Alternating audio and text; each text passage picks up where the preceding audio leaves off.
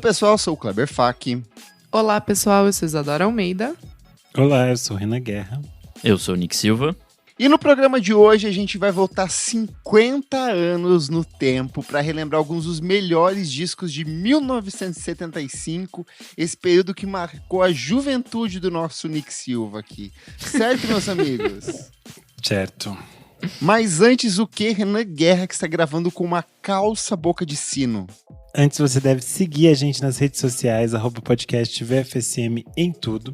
Você também pode avaliar a gente na plataforma de streaming que você está nos ouvindo. Se você gostar desse episódio, você pode compartilhar nas redes e convidar a sua turminha para também dar o play. Além disso, você pode apoiar no apoia.se/podcast VFSM. A partir de R$5 você tem acesso a vários conteúdos com bastante antecedência.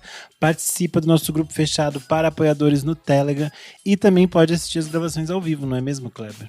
Exatamente, Renan Guerra, como Fabrício Neri, Rodrigo Berg, Vinícius Correia, Jefferson Kozenieski, iPhone Mariana, Leonel Moura, Tuane Malman e o misterioso usuário do Zoom. Quem será esse misterioso usuário que chegou agora? Vamos falar sobre música, meus amigos? Bora. 1975, eu nasci em 2019, então não tenho a menor ideia de criança, como era né? esse período. Mas aqui, como ninguém era nascido, na verdade, nem o Nick, que é o mais velho aqui do time. Que é da, Que isso, já tava dirigindo meu Fusca. Sempre Não, você tem que estar Patricinha, né? dirigindo aqueles carros brasileiros da década de 70, sei lá, um Gurgel, alguma coisa do tipo. Mas eu preparei aqui um pouco sobre como era o mundo em 1975. E em 4 de fevereiro nasce Natália Imbruglia, ela que lançaria seu One Hit Wonder num futuro meio próximo. Em 5 de março, Renan Guerra, a Rede Globo lança oficialmente sua nova identidade visual, com um desenho do austríaco Hans Donner e seu colega Rudi Boll. Então aquela imagem da Globo com a globinho ali, com o A plim-plim. Vênus platinada. Exato, é criada ali. Em 15 de março ocorre a fusão dos estados brasileiros do Rio de Janeiro e da Guanabara, e isso é uma coisa que explodiu minha cabeça, eu tinha esquecido completamente disso, que rolou logo após o remanejamento de Brasília como a capital do Brasil. Então era Rio de Janeiro, passou a ser Brasília, e nessa divisão separou o Rio de Janeiro de Guanabara, e aí depois os militares fazem voltar tudo ao normal ali. Em 27 de março nasce a Fergie. Em 4 de abril, o Bill Gates e o Paul Allen fundam a Microsoft. Em 7 de abril, nasce Karen Dreyer, do The Knife, Fever Ray, que a gente gosta bastante aqui. Em 30 de abril, é formada a República Socialista do Vietnã após a vitória do Vietnã do Norte sobre o Vietnã do Sul e os Estados Unidos. Pau nos estadunidenses. Em 8 de maio, nasce o cantor Henrique Iglesias. Em 14 de maio, nasce a cantora Thalma de Freitas. Em 18 de maio, nasce Jack Johnson. Em 25 de maio, nasce Lauryn Hill. Em 29 de maio, nasce Mel B, das Spice Girls. Em 14 de junho, nasce o DJ Mark. E aí, em junho, começa um período que é o fim das guerras coloniais portuguesas. Então, todos aqueles países que eram colonizados por Portugal falam assim, pau no cu, aqui não, foda-se vocês aí, queremos nosso ouro de volta. Não, e é muito louco pensar que é só 50 anos atrás, né? 50 Assim, anos, é muito recente, muito né? pouco. Nesse período também estava rolando, pouco antes tinha rolado a independência de vários países ingleses também, então é um processo bem o fim da recente. ditadura de Portugal. Exatamente. E aí a gente tem ali, ó, em 25 de junho, a independência do Moçambique. Em 1º de julho, nasce o Sufjan Stevens.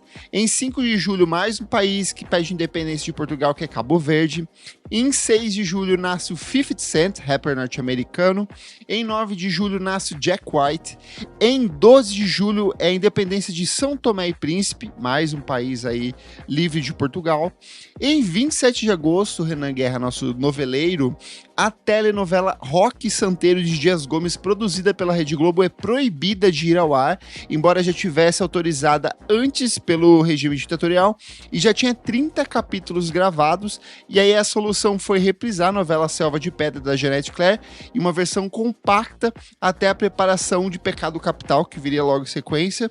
a versão definitiva de Rock Santeiro viria apenas na década de 80, né? Finalzinho da década de 80. Isso, 1985, quando tem a reabertura. E é curioso que a Beth faria essa de 1975 e depois ela não volta pra segunda e aí vira talvez o personagem mais icônico da Regina Duarte, que é a Viúva Porcina. E o do... O Lima Duarte? Isso Senhorzinho também, Malta. né? Mas é que ele tava nas Exato. duas, então ele se mantém. Entendi. Em 16 de setembro, a independência de Papua Nova Guiné, que não era português, eu acho que estava relacionado à Austrália, se não me engano. Em 9 de outubro, nasce Sean Lennon. E em 25 de outubro, o assassinato do Vladimir Herzog. Ele que foi ali tratado como um suicídio, mas na verdade foi suicidado pelo regime militar.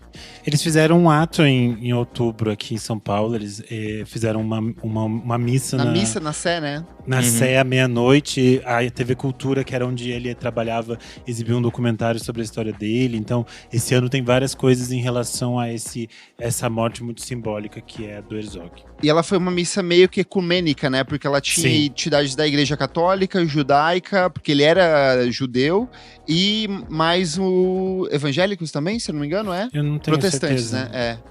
Eu sei que eram três frentes religiosas diferentes ali. Em 11 de novembro, a independência da Angola, mais um país livre aí do domínio português. Em 14 de novembro, nasce o Travis Barker, do Blink-182.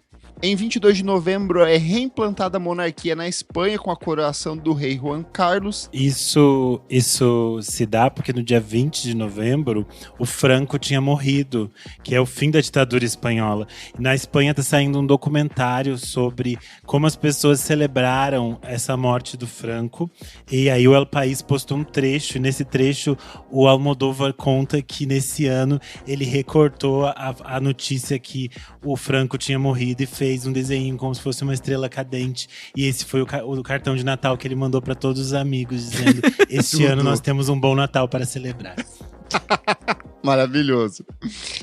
Em 25 de novembro, a independência do Suriname. Em 28 de novembro, Timor-Leste declara independência, então mais um país aí livre do domínio português. Em 3 de dezembro, nasce outro membro do Blink-182, Tom DeLonge. Em 18 de dezembro, nasce a cantora Cia. Em 23 de dezembro, morre o Bernard Herrmann, icônico compositor ali da trilha sonora de Psicose. E em 25 de dezembro, no dia de Natal, é formada a banda de heavy metal Iron Maiden. Incrível essa informação do Iron Maiden. Muito, né? Eles celebrando o aniversário coisa. junto com a cantora Simone. Que absurdo. Mas bora lá, porque assim, esse ano pra música brasileira, eu acho que é um dos melhores anos de todos os tempos. A gente falou muito sobre 1972, 1973, mas aqui, assim, é uma coisa surreal. Eu acho que a gente pode... Eu vou começar puxando aqui um dos meus favoritos desse período, que é Milton Nascimento com o álbum Minas. Eu acho que é o álbum, assim, icônico em tudo que ele se propõe, da imagem de capa, a construção dos arranjos, a história do nome que o Milton falou. Absurdo. Que tinha um menino perto do estúdio onde eles estavam gravando, que ele falou: por que você não dá o nome do álbum de Minas? Porque é a mistura de Mi, o tom com o Nascimento. E ele falou: cara, Isso é muito absurdo. isso é muito absurdo. Putz, tem algumas das canções mais bonitas que o Milton já produziu. Eu acho, assim, excelente. Pra mim, ele fecha ali meio que uma trilogia, a trinca principal do Milton Nascimento, que é o Clube da Esquina, o Minas e os Gerais, que vem logo em sequência, assim. É o ápice, assim, pra mim, criativo dele. Eu acho impressionante. Sim. Eu acho muito absurdo ter uma música que é do Milton e do Caetano também, né? Tipo, Paulo e Bebeto, que eu acho muito linda. Nossa, a música é linda. Você trouxe em algum programa sobre letras maravilhosas. A gente falou.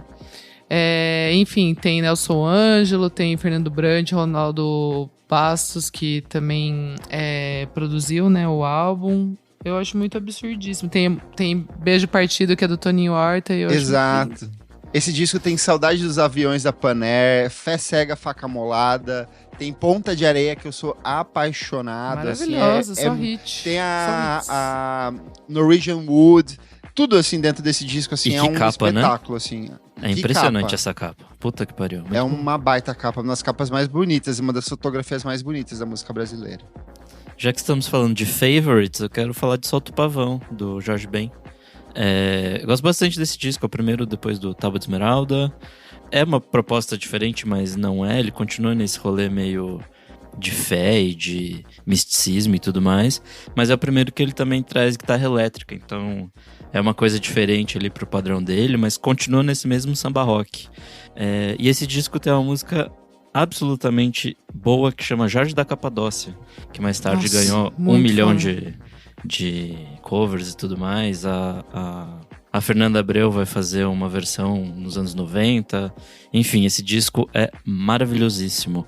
Bom, acho que a gente tem que falar de Caetano Veloso, porque ele lança 2 discos nesse ano. Ele lança Qualquer Coisa e lança o Joia. Muitos podem conhecer o Joia porque a capa original era eles peladinhos ali, foi censurada, era a família. Iconic.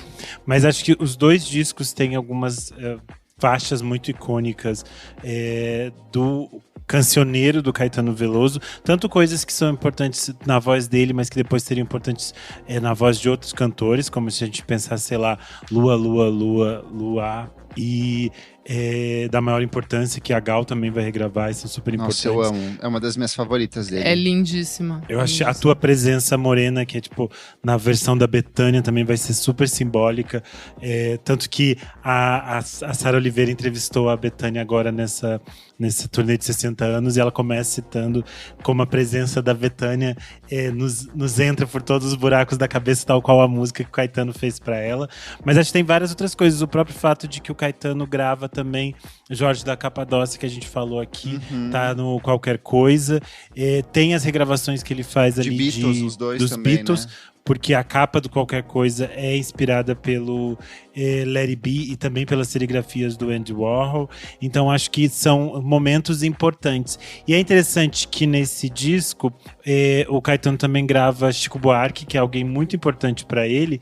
E nesse ano de 1975, o Chico estava fazendo uma turnê junto com a Maria Bethânia, que é a turnê Chico Buarque e Maria Bethânia ao vivo, que viraria um disco também gravado no Canecão. É um disco que eu tenho, é um dos meus ao vivos preferidos dos anos 70.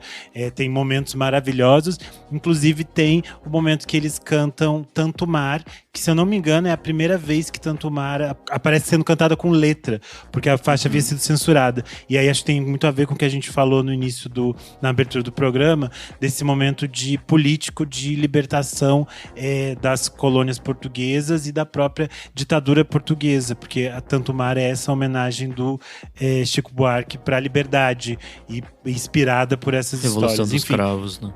Isso, e acho que é um disco muito bonito, o ao vivo do Chico com a Bethânia. Então quem nunca ouviu, Perfeito. O Nick puxou ali a questão do Jorge Benjor lançar um disco solo, mas ele também lança o colaborativo Gil e Jorge, que é um encontro que já vinha sendo namorado há muito tempo entre ele e o Gilberto Gil. E nasce esse disco, assim, que pra mim tem uma das capas mais icônicas da música brasileira também. Eu acho o encarte absurdo. Ele é um disco meio que de improvisos, é um disco que traz muito a questão da religiosidade, dessas trocas, dessa combinação rítmica dos dois. Ele foi gravado, se não me engano, assim, em poucas sessões, assim, foi uma coisa, se encontrou, foi, primeiros takes, e é isso aí, fechou o disco. Me passa muito uma energia do ao vivo esse disco, assim, de uma colaboração muito sincera de estar no palco, no caso deles no estúdio, né, mas acho que esse rolê que você falou dos takes, também. Sim. É muito uma troca ali, e o Gil lança um disco solo também que é essencial, né, Renan?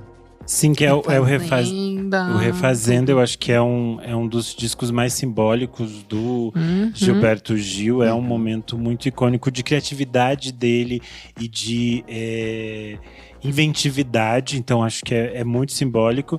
A gente fala um pouco sobre esse disco no VFSM 347, porque você deveria ouvir Gilberto Gil, e tanto nesse quanto no VFSM 246, que é o que porque você deveria ouvir Jorge Benjor, a gente fala da parceria dos dois. Então acho que são 2 episódios interessantes para se pensar essa música de compositores, criadores negros brasileiros, assim. Acho que é um momento rico. Em Por Falar, eu trago aqui um que eu gosto muito, que eu aprendi a gostar mais velha, que é o Na Rua. É o que eu descobri, na real, também, né? O Na Rua, na Chuva, na Fazenda, do Wildon. Ai, tudo. Que muito eu vi um show tem uns anos já. Tá passando muito rápido. Aqui no Sesc Pompeia, foi lindo. E esse álbum é o primeiro álbum de estúdio dele, né? E traz essa coisa do soul, mas misturada numa MPB ali. Tem um pouco de samba rock também, em alguns momentos ali, uma coisa mais delicada. Acho Esse que álbum... ele junto com o Cassiano e o Tim Maia, nesse momento, eles criam uma identidade do que a gente pode entender Sim. como soul brasileiro, né? Sim. Porque cria essas conexões que são muito simbólicas e muito Exato. bonitas entre o que está sendo feito lá fora, mas com toda a riqueza musical brasileira. Exato. Perfeito. E nesse álbum a gente tem, né, Na Rua, na Chuva, na Fazenda, que é o grande hit, depois que o pessoal foi conhecer com Kid de Abelha cantando. Tem Acontecimento, que depois foi regravada pela Marisa Monte, que é maravilhosa. As Dores do Mundo, que foi regravada Nossa, é muito boa. por Jota Quest. Eu conheci com o Jota Quest. Eu também. Pior é que eu também. Então, temos que dar aqui os créditos. E é um belíssimo álbum. Eu acho Nossa, que é um álbum quem ainda absurdo, assim. não ouviu, vai de play Deveria ouvir. que acho que vai gostar. Tem coisas lindas, tipo, vamos passear de bicicleta. Não, o álbum inteiro é belíssimo. É belíssimo. Só hit. Já que estamos falando de soul, vou falar de Tim Maia com Racional, volume 1, descasso. Tudo. É A porque melhor ele tava voz da carreira dele. Sim, ele tava limpíssimo, né? Sem nenhuma grama de droga no corpo. É impressionante o que ele consegue fazer sem estar drogado. Ele também faz coisas Eu amo pros que a galera drogados, tá então, comparando a atual fase da Anitta com ele. Né? Sim, era isso que eu tava rindo, porque eu lembrei do tweet. Logo a Anitta vai de Tim Maia Racional. Putz, Que ela Essa tá lançando fase seu mística. livro, né? Com a moça meu mística. Deus. do Leia o céu. livro. Leia o Tá livro. bom. Não, o que eu amo dizer é que eu adoro encontrar com o pessoal da filosofia racional toda vez que eu vou pro centro, que eu vou na galeria do Às vezes rock, eles estão comprar na Paulista. camisa. Tem aquele inflável gigante, eu acho muito E legal. um tio do meu pai, que uma época embarcou nisso, meu pai sempre contou que ele ficou E, tipo uma e época... sempre, não tem um novo, né? Tudo uns tio velho, já uns tiozinhos. Era o tio que embarcou nessas, aí deu errado e depois E é uma história muito bizarra, né? Impressionante. Mas enfim, esse disco é maravilhoso. Foi quando ele funda a própria gravadora, que chama Seroma. Exato. O selo dele ali, então ele estava bem devoto à música e a essa religião esquisitíssima aí. Enfim, esse disco é maravilhoso, tem alguns grandes clássicos dele, tipo Imunização Racional, Bom Senso, tem a última Rational Culture de 12 minutos. Mas lendo atingir o bom senso. E também tem Da leia um livro, O imunização. Mundo em Desencanto. O grande Muito mestre bom. varonil, Manuel, o maior homem do mundo. Ai, meu Deus. Ele é Amo muito esse bom. disco. Quero puxar um aqui, que ele é um disco meio mítico dentro da discografia brasileira, porque ele é um disco que quase desapareceu. O Lula Cortez e o Zé Ramalho se uniram para gravar um disco em colaboração que se chamaria PA Biru. Esse disco foi impresso, ele teve 1.300 cópias, ele estava no porão da gravadora e teve uma inundação, uma enchente em Recife, e dessas 1.300 cópias, apenas 300 sobreviveram. Isso fez com que esse disco, que foi grafado errado, que o correto era PA Biru, na grafia saiu Paê Biru. Esse disco, ele sobreviveram 300 cópias e ele acabou se transformando no disco de vinil mais caro da música brasileira. Você tem cópias aí que variam de, sei lá, de 5 mil a 10 mil reais pelo valor do disco, que é um preço muito caro até para os padrões internacionais. Mas acima de toda essa questão mítica, dessa história, dessa narrativa, que para mim é muito fantástica, eu acho incrível isso, ele é um disco excelente, ele é um disco profundamente experimental, cheio de sons, captações de campo, interferências. Ele parece muito, sei lá, o Animal Collective 50 anos antes do Animal Collective existir, assim. Eu acho esse disco muito vanguarda, muito pra frente, assim, até em relação ao que vinha sendo, por exemplo, feito com Pink Floyd e outras bandas lá fora, assim. Pra mim, esse disco é um absurdo, vale muito a pena você ouvir, parar, assim, tipo, o que você estiver fazendo pra prestar atenção nessa quantidade de coisas, de elementos que eles vão colocando dentro desse álbum. E é um marco muito simbólico dessa psicodelia que estava sendo feita no Nordeste brasileiro. Nordeste. E que vai ter vários nomes muito importantes nessa segunda metade dos anos 70. Então acho que ele é uma pedra fundamental ali. Até pra gente pensar nos trabalhos posteriores do Zé Ramalho, do próprio Lula, do Ave Sangria. do Ave Sangria, do Geraldo Azevedo, todos esses artistas que vêm a partir daqui. O Ave Sangria é um ano antes, se eu não me engano, é de 74, a gente até comentou da outra vez, mas eu acho que esse aqui é um álbum que impulsiona muita coisa. Assim. É muito conectado. Eu acho importante citar aqui o Fruto Proibido da Rita Lee com o Tutti Frutti, porque eu acho que é um disco muito simbólico da carreira da Rita Lee, desse marco importante dela como artista solo. É o disco que tem ali canções muito marcantes, como esse tal de Rock and Roll, Luz del Fuego, Fruto Proibido, Agora Só Falta Você e Ovelha Negra. Eu e o Kleber já gravamos um especial no nosso Clássicos VFSM, é um especial de 3 discos da Rita Lee, mas a gente passa pelo Fruto Proibido, que é muito importante, então vale conferir. Acho que um disco interessante que a gente vai ter também aqui é o Vinícius de Moraes e o Toquinho, com Poeta e Violão, que é um disco gravado ao vivo, quando eles estavam ainda na Itália. Enfim, é tipo aquela coisa do Toquinho tocando pra caralho, o Vinícius já meio altinho, digamos assim, cantando muito bem, assim. E aí tem coisas como Tristeza, Chega de Saudade, Canto de Ossanha, Berimbau, Insensatez, Garota de Ipanema. Enfim, só hits. É bom pra caramba, assim. Vale muito a pena ouvir. Quero reforçar aqui Ana Mazzotti com Ana Mazzotti. É um disco fantástico, assim, de umas artistas mais vanguardistas que a gente tem na década de 70. Ela veio falecer precocemente, mas deixou esse álbum que transita ali pelo funk, pelo jazz, tem essa questão do teclado do piano elétrico muito destacado.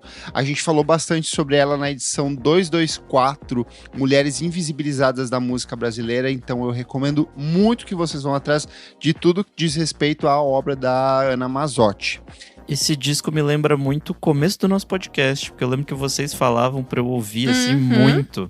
E eu não conhecia. Aí você falando, tipo, ouve. Daí eu ouvi e falei, carai, bom, que você não ouvia mulheres, né? Você tinha ódio de mulheres e a gente conseguiu mudar. Isso. Eu acho importante citar, já que a gente falou aqui de coisas experimentais, de modernidade, citar o disco de estreia do Moraes Moreira, que é o disco homônimo dele. Logo após ele sair do Novos Baianos.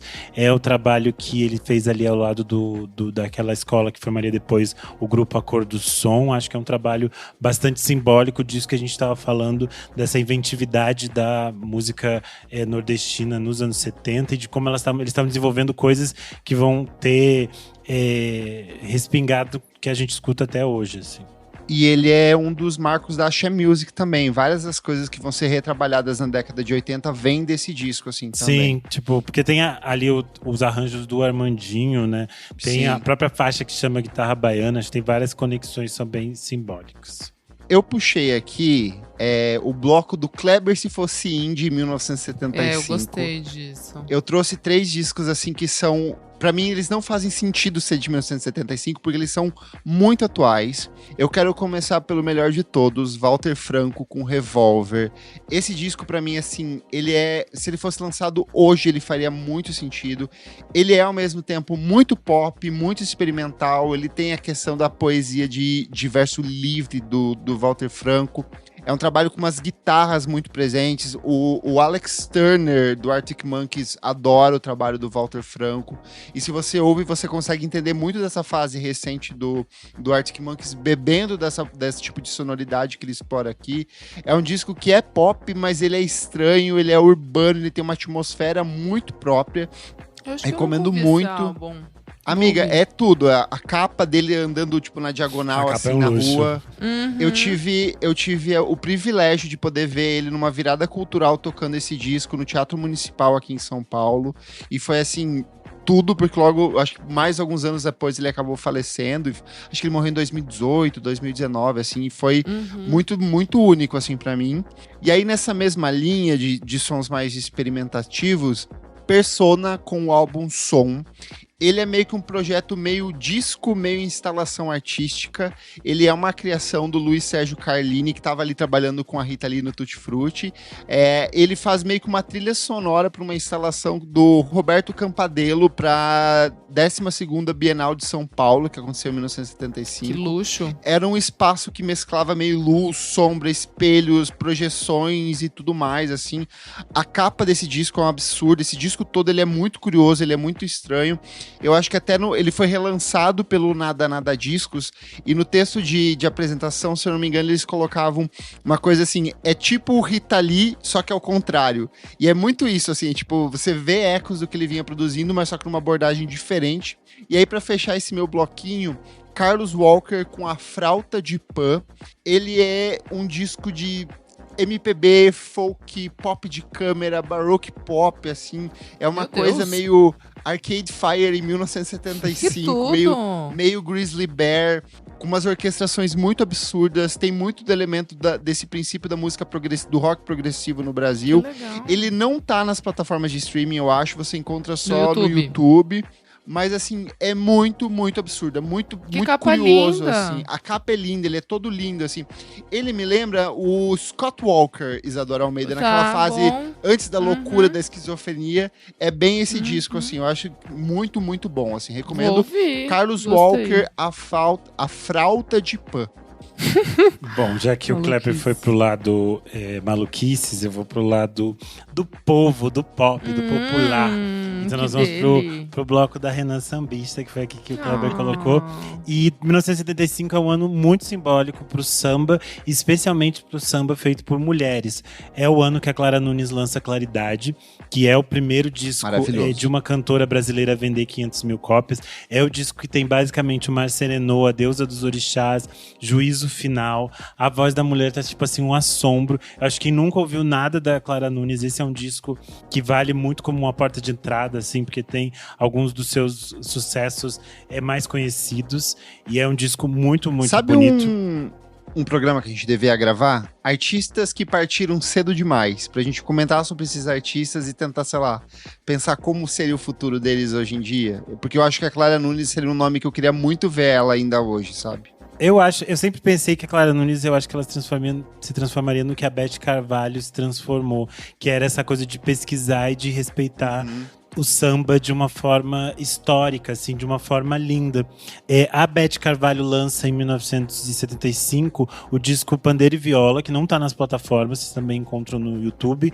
É um disco que tem, assim, vários dos grandes nomes do samba e de nomes que eram importantes naquele momento. Então a gente vai ter de Noel Rosa, a Dona Ivone Lara, de Chico Buarque ao Monarco, ao Martinho da Vila. Aquela coisa clássica ali da Beth Carvalho, de pesquisa do samba e de olhar para o samba. É um disco muito refinado, muito bem produzido. E esse ano de 1975 marca duas estreias fundamentais para o samba. A primeira é o disco de estreia da Alcione, A Voz do Samba. A Alcione já vinha cantando desde 1972, 73, quando ela tinha chegado ao Rio, mas em 1975 ela lança seu primeiro disco, e é um disco que basicamente o lado B começa com Não Deixa o Samba Morrer, assim. Então a mulher já chega com o pé na porta, com seu maior hit. E é um disco, assim, muito bem produzido, a voz dela tá absurda de linda, então vale a pena conferir A Voz do Samba, que é o disco de estreia da Alcione. E quem estreia também em 1975 é a Alessi Brandão, que ela lança Antes Que Eu Volte a Ser Nada. É um marco muito importante, porque a Alessi Brandão, ela vem de um outro universo. Ela tinha um samba que era ainda mais politizado do que o samba já era por si só. Ela sempre foi uma voz muito ativa nas representações das coisas que ela acreditava. Eu acho que esse disco já é uma porta de entrada muito simbólica para o trabalho da Alessi Brandão, mas ela é uma artista muito importante e que vai ser muito importante nos anos seguintes. Quem também lança disco muito bom em 1975 é Paulinho da Viola, com Amor à Natureza. É um disco que vem logo depois da Dança da Solidão e do Nervos de Aço, então acho que tem uma expectativa, mas Paulinho da Viola é Paulinho da Viola e também é tipo um disco absurdo. Quem também lança é o Martinho da Vila com Maravilha de Cenário. É o disco que tem Aquarela do Brasil e é o disco dele que vem logo após o Canta Canta Minha Gente, que é o disco ali que meio que tira o Martinho da Vila de um espaço que ele tinha sido colocado e ele se transforma num grande vendedor de discos. E eu acho muito interessante que esse Maravilha de Cenário termina com ele cantando Glórias Gaúchas, que é o samba de 1970 da Vila Isabel, falando sobre o Rio Grande do Sul. Para fechar aqui meu bloco de coisas dos anos 70, vale citar o disco de estreia da Sueli Costa, de 1975. Também é um homônimo, é um disco que tem produção do Gonzaguinha e arranjos do Wagner Tiso. E é um disco muito, muito bonito. Esse ano ele foi tocado ao vivo no Sesc 24 de Maio pela Luísa Brina e a Luísa Lian. A Sueli Costa é uma dessas grandes compositoras, basicamente todos os grandes nomes da MPB gravaram Sueli Costa, de Maria Bethânia, Ângela Rorô, de Caetano Veloso, a Ney Matogrosso, e ela é uma voz muito bonita, é um disco muito bonito, é um disco bem melancólico, assim, triste, mas ainda assim muito bonito. Então, Sueli Costa, disco homônimo. Eu quero puxar aqui um disco que é muito importante para soul music, para o funk, para black music brasileira. A gente falou muito do Tim Maia no começo do programa, Jorge Ben, Gilberto Gil, mas um dos personagens mais importantes de 1975 é o pernambucano de Melo. Ele é uma das vozes mais importantes do período. Ele lança o primeiro álbum de estúdio dele nesse ano. O álbum se esgota, ele é amplamente elogiado pela crítica, celebrado pelo público. Vando e Jair Rodrigues regravam suas canções. Mesmo com as altas vendagens, ele recebe um total assim irrisório da gravadora pela arrecadação desse disco. Ele se revolta com a gravadora, se afasta dos estúdios e aí ele vai passar mais quase 20 anos afastado disso. Ele tem esse único álbum lançado. Esse disco vira uma coisa meio mitológica, uma lenda. A imprensa gringa redescobre o de Melo. Ele segue como artista independente durante mais de 30 e poucos anos, quase 40 anos ali tocando. Ele volta nos anos 2000, ainda em formato independente, circulando o Brasil todo, mas esse disco ele é meio que fundamental para vários artistas brasileiros de samba, de soul, de funk. Ele é um artista muito celebrado, regravado, e eu acho que é um disco que merece assim, um olhar, uma atenção muito grande de quem está ouvindo, assim, porque é um dos clássicos e, mais uma vez, um artista que foi vitimado pela própria gravadora nesse processo todo.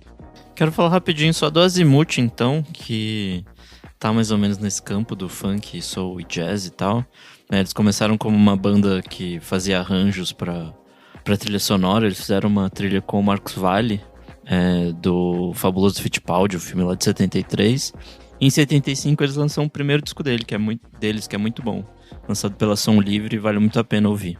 Acho que é importante citar nessa mesma toada o Ossos do Ofício, do Antônio Carlos e Jocafe, e também citar os Tincoãs, com o Africanto dos Tincoãs. Eu acho que é um momento muito importante para todas essas inventividades, que é aquilo que a gente falou lá quando a gente estava falando do Wildon, mas acho que é isso, de misturas e conexões da música brasileira com todas esses outros sons afrodiaspóricos que estavam rolando pelo mundo. Assim, então acho que é um momento bastante importante. Eu vou citar rapidão aqui alguns discos brasileiros, não vai dar para comentar tudo, mas são discos que merecem audição. Raul Seixas com Novo Aeon, O Terço com Criatura da Noite, Ivan Lins com Chama Acesa, Adoniran Barbosa com álbum homônimo, João Bosco com Caça Raposa, que é um disco mega celebrado, mas que eu insisto, eu não gosto de João Bosco, mas eu vou trazer esse aqui para vocês.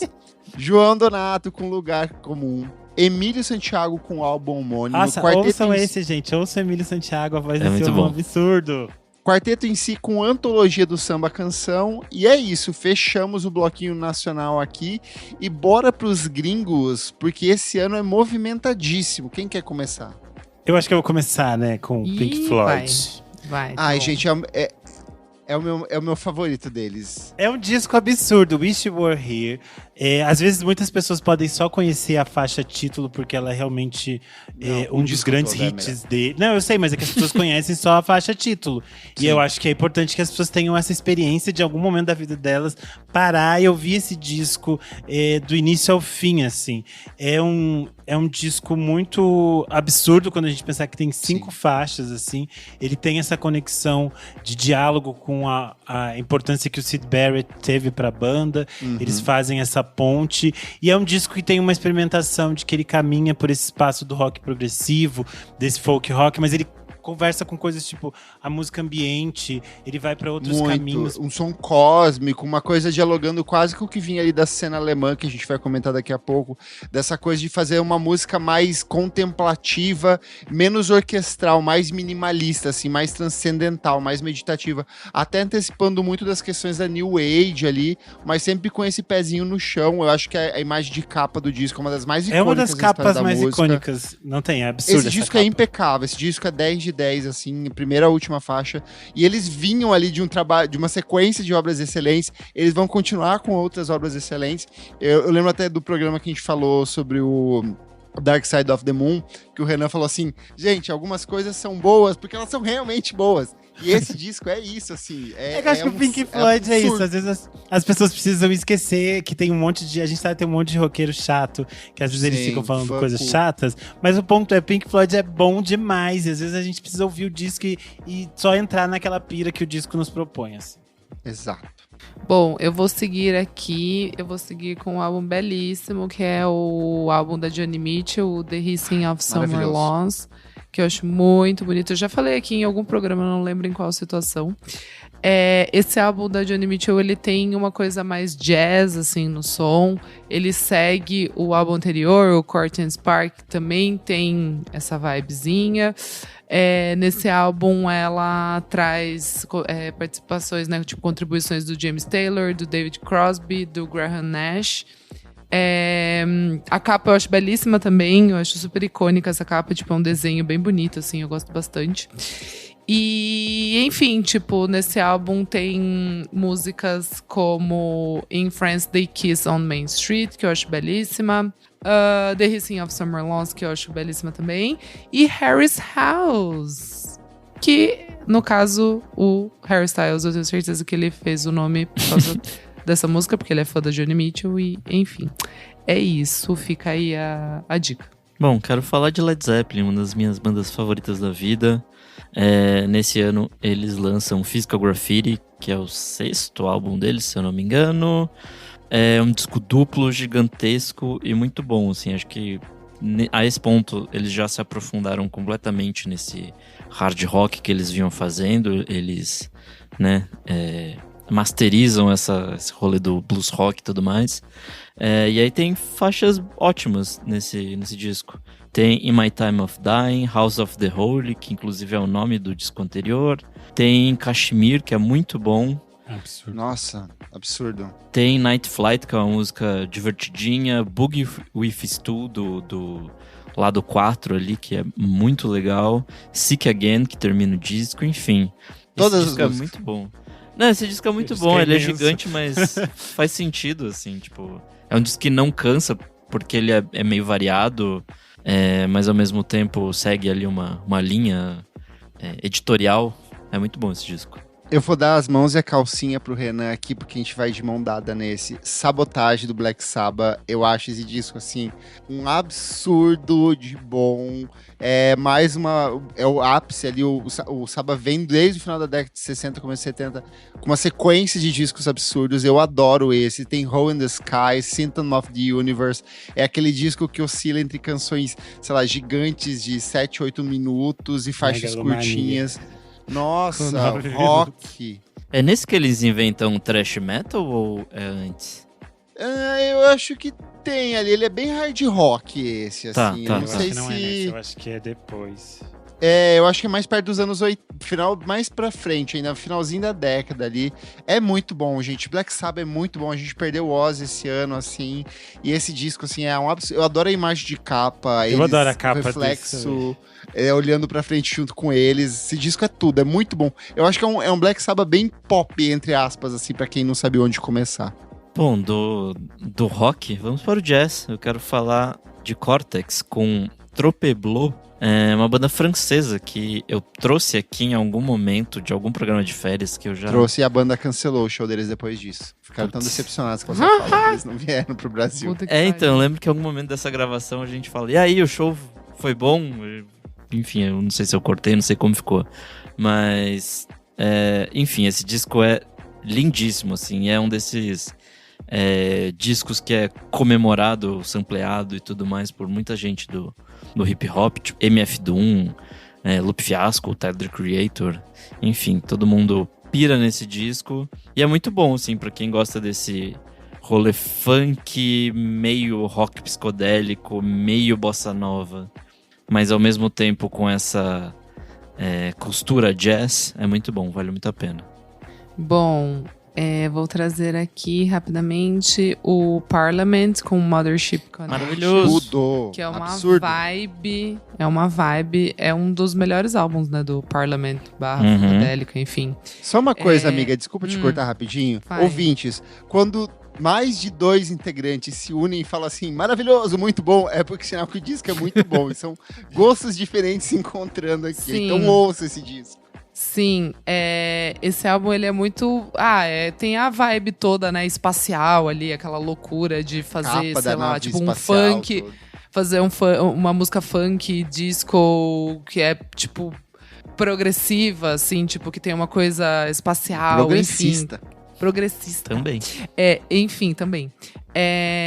Mas eu acho muito foda, assim, porque tem hits pesadíssimos, tipo P-Funk, que acho que é uma das músicas talvez mais conhecidas, né? E mais sampleadas Mothership- da história E também. mais, exato. Mothership Connection mesmo, Give Up the Funk, tipo, é um álbum, assim, realmente 10 de 10. Ele é curtinho, assim, mas tem aquelas faixas mais viajadoras, assim. É uma vibe muito boa. Eu gosto bastante. Sou bem fã de Parliament e Funkadelica. Então, taca o play nas lendas.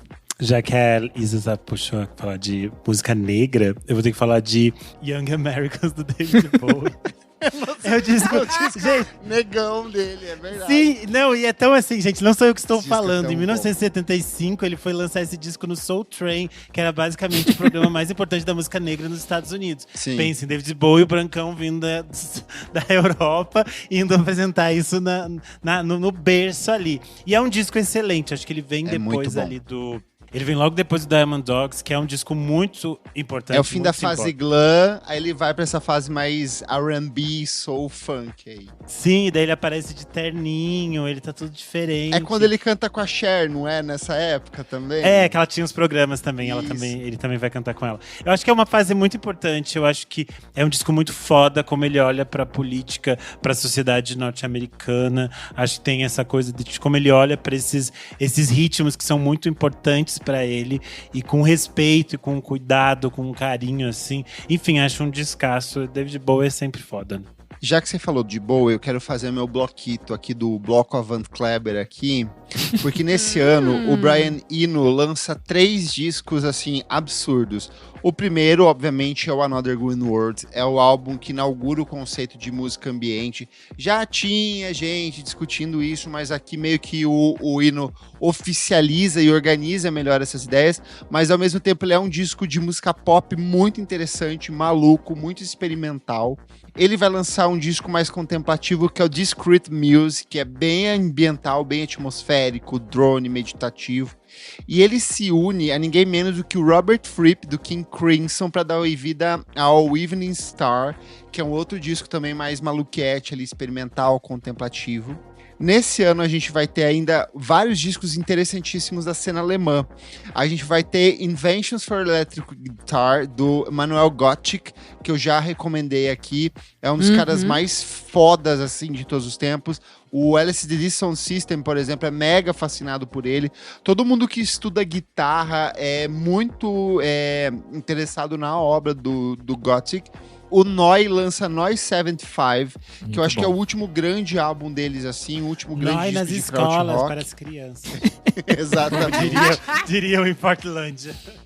Nesse ano, o Kraftwerk lança o Radioactivity, que é mais um discão, assim, consolidando essa essência eletrônica deles. O Tangerine Dream lança Rubicon. Bafo. É um baita disco, assim, de música ambiente, atmosférica, músicas longuíssimas para você flutuar pelo cosmos. O Lou Reed lança um disco que a Isa vai comentar daqui a pouco, mas eu quero puxar o meu primeiro, que é o Metal Machine Music. É um disco de 4 faixas abstracíssimas, assim, experimentais, com colagens de sons. É um disco muito experimental, ele tava ouvindo muito drone. É um disco que vem ali muito dialogando com os trabalhos do parceiro dele, que era o John Cale, do Velvet Underground, e é que ele eleva muito isso.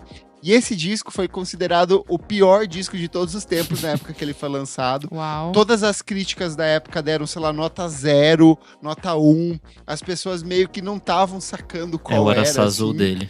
É o araçá azul dele, assim, é muito isso. Várias pessoas pediram dinheiro de volta quando ouviram esse disco aqui. E aí, anos depois, ele vai ser meio que um disco celebrado por várias pessoas. O Elson Barbosa escreveu na newsletter dele a Subcensor, que é Subclássicos, e ele conta a história desse disco, ele conta meio que as histórias que o Lou Reed inventou, como ele se contradizia para dizer. Às vezes ele dizia que esse disco era uma piada, às vezes ele levava a sério esse disco. Enfim, vale vocês procurarem lá no Subcensor, tem um texto ótimo do Elson Barbosa, que é talvez a pessoa que eu considero no Brasil que mais entende de música esquisita e barulho. De noise, né? E aí a gente vai ter também um álbum bem fundamental para a música chilena, que é Los Raivas. É um disco altamente psicodélico e eu acho que ele não deixa perder em nada, porque era feito na cena inglesa ou na cena norte-americana. Recomendo muito que vocês vão atrás. E por último, um disco de música clássica, que talvez seja o melhor disco de música clássica desse ano e um dos melhores da década de 70, que é a Quinta Sinfonia de Beethoven, com regência do Carlos Kleiber, com a Orquestra Filarmônica de Viena. Ele é considerado um dos discos que melhor interpretam a obra do Beethoven. Ele é meio que um dos clássicos, assim. E, cara, esse disco, pra mim, ele é tipo você ler, sei lá, Memórias Póstumas de Brás Cubas, que você ouve quando você é jovem e você fala assim, achei uma merda, ou não entendi nada. E aí, quando você vai ouvindo com o tempo, e principalmente quando você chega na fase adulta, você fala, caralho, esse disco é muito foda.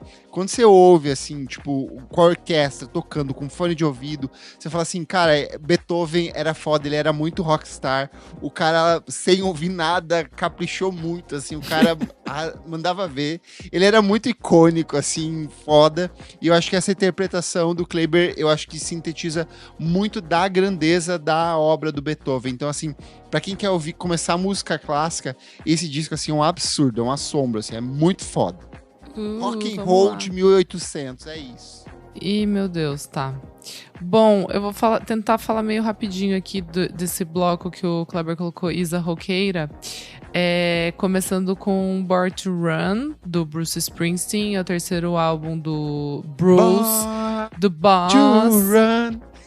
Então, assim, o babado é que esse álbum, tipo, realmente colocou o Bruce Springsteen num lugar de, tipo, tá, galera, eu sou foda, tipo, legitimou com crítica e público, porque, né, tinha muita gente ainda que achava que, sei lá, era meio que uma criação da indústria e tal.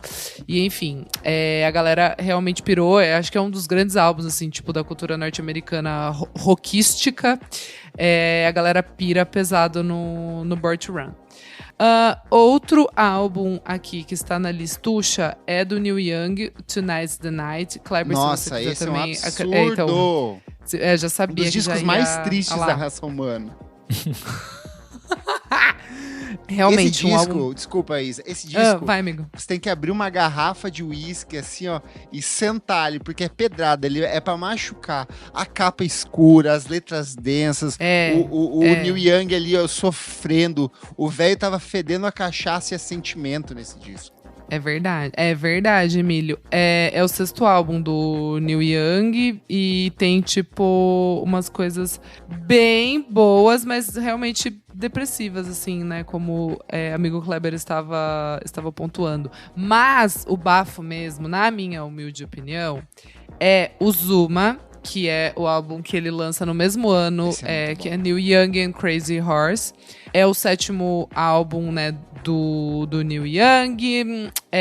No caso, tem uma das minhas músicas favoritas da vida, que é Cortez the Killer. Eu acho uma das músicas mais bonitas da humanidade. E é o oposto do Tonight's the Night, assim, é tipo outra vibe, é outra pessoa. Outra assim. vibe, exatamente. Ele tem um monte de depressivo dele nesse disco. Então, ou sei lá, tava lá com os doidão do Crazy Horse mesmo, e aí a galera falou, vambora, vamos por outro lado aqui, moçada. aí. Mas é muito louco, porque, tipo... Bora falar de Conquistador Espanhol. Mas o guitarrista também do Crazy Horse tinha morrido, tipo, de overdose poucos anos antes. Então, tipo assim, também acho que é uma... É muita coisa. Tava acontecendo muita coisa. Calma, galera, vamos só fazer um som, não vamos morrer. Tipo assim, nossa, calma, galera. Tristeza, Sem mas droga assim, hoje. também, exato, vamos se acalmar um pouco. Acho que é um pouco disso, talvez. Daí depois temos Lou Reed com Coney Island Baby, que acho que é um dos álbuns mais interessantes do Lou Reed. Não sei se vocês gostam, amigos, mas eu gosto. como o Kleber tava falando, né? Quando a gente fala, ai, uhul, tudo, ai, eu ouvi sim.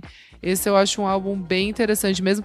E eu acho que é muito fundamento pra muita banda indie, tipo, até hoje, assim. Eu consigo sentir que tem muita gente que continua tentando emular o que o Divo fez nesse álbum. Deixa eu ver o que mais, que tá aqui na listucha. E temos também Fleetwood Mac, com Fleetwood Mac, que simplesmente tem Rhiannon e tem Landslide, que são duas das minhas músicas favoritas deles. Eu acho um álbum belíssimo, assim, e daí logo já ia chegar a pancada do Rumours, né? Então era só um esquenta ali. Eu quero puxar aqui o melhor disco do Queen, na minha opinião, que é A Night at the Opera. A gente já falou várias vezes aqui, eu acho que o Queen é uma boa banda de singles, mas com discos bem regulares. Eu nunca fui... Não consigo embarcar, gente. Mas esse disco é bom, assim, ele é o disco mais coeso da carreira do Queen, assim, e ele tem boas músicas, ele tem Bohemian Rhapsody, tem Love of My Life, tem Sweet Lady, ele é um disco conceitual, ele é um disco inspirado pelo conceito das óperas ali, é um disco bem cara da década de 70, assim, é bem um glam mais refinado, assim, eu gosto bastante desse disco, assim, pra mim é um dos melhores dele, se não o melhor. Já que estamos no rolê rock, quero falar rapidinho de The Who, com The Who by Numbers. É o disco que eles lançam depois do Quadrophenia, que é aquele disco 73, que é conceitual e tudo mais. A galera tava meio na ressaca ainda, assim, tipo, tava entendendo o que queria fazer depois desses discos conceituais. É um disco marromeno, um disco meio esquecido no churrasco. Porém, tem uma música que depois vai ganhar um cover, que chama Behind Blue Eyes. Ganhou um cover péssimo. Lá nos anos 2000, pelo... Qual é o nome da banda? Putz!